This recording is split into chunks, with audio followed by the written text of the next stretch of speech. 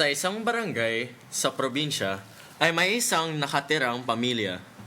Si Pablo ang anak na mahilig kumain ng candy at ang kanyang tatay na si Jacobo ay nakatira kasama ang lola. Isang araw, naglalaro ng trumpo si Pablo at ito'y umikot ng umikot hanggang tumigil sa kwarto ng kanyang lola.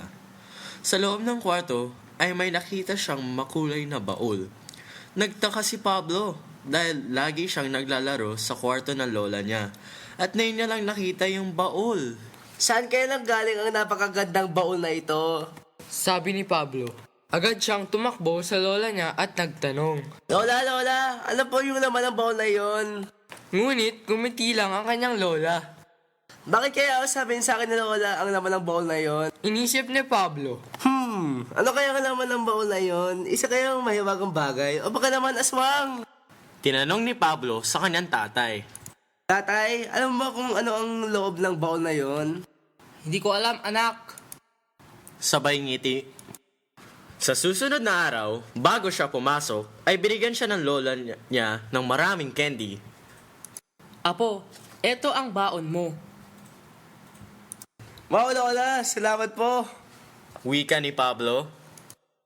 Pagdating niya sa eskwela, agad na napansin ng mga kaklase niya ang mga candy na baon niya. Wow, Pablo! Ang dami mo namang candy! Saan mo nakuha yan? Tanong nila. Agad na naisip ni Pablo ang baul. Sa lola ko. Ngunit, hindi muna binanggit ni Pablo ang baul. Pag-uwi niya sa bahay, agad niyang pinuntahan ang kanyang lola.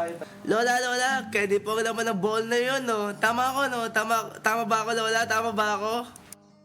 Oo na, tama ka na. Candy nga ang laman ng baul. Yee, tama ako! Yee, tama ko! Simula noon, kuha na lang ng kuha ng candy sa Pablo sa baul. Dahan-dahan din nagbago ang kanyang ugali. Pinagyayabang niyan ang kanyang mga candy sa kanyang kaklase. Ngunit, hindi siya nagbibigay sa kanyang mga kaklase. Swapang nga raw siya eh. Pablo! Pahingin naman ng candy mo! Oo nga naman, pahingi. Ayoko nga, sa akin na dito. Ngehe, belat! Dahil doon, unti-unting nawala ang mga kaibigan niya. Ngunit, wala siyang pakialam.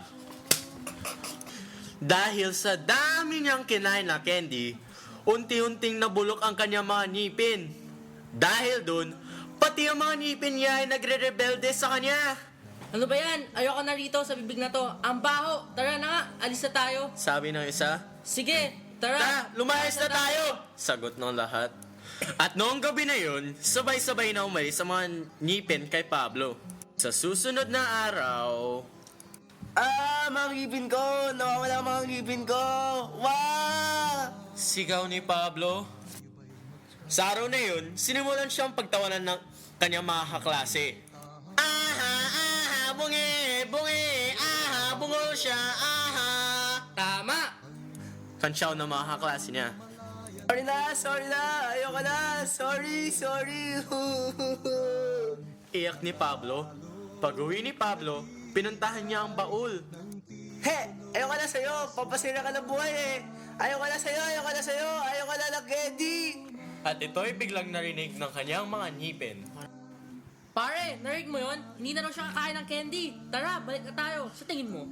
Sabi ng isang ngipin, sige tol, total, kawawa naman ng bata eh. Inaasar ng mga kaklase niya. At noong pagising ni Pablo sa susunod na araw, nakita niya ang kanyang mga ngipin. Bumalik sa bibig niya. Yay! Bumalik na mga ngipin ko! Roar! Agad niyang pinuntahan ang baul upang kumain ulit ng candy. Pero, Teka, kukuha pa kayo ng candy? inisip ni Pablo, Sige na nga, magdadala pa ako ng maraming candy. pagdating sa eskwela, O ano ngayon? Ipagyayabang mo na naman ang candy mo? Gusto ko sindakin kita? tampo ng mga kaklase niya. Hindi. Ano ka ba? Ipapimigay ko ang mga ito sa'yo. Talaga, Pablo? Salamat Simula noon, natutunan na ni Pablo ang pagiging mapagbigay. At hindi lang yun. Kahit pa sa mga batang kali, ay binibigyan pa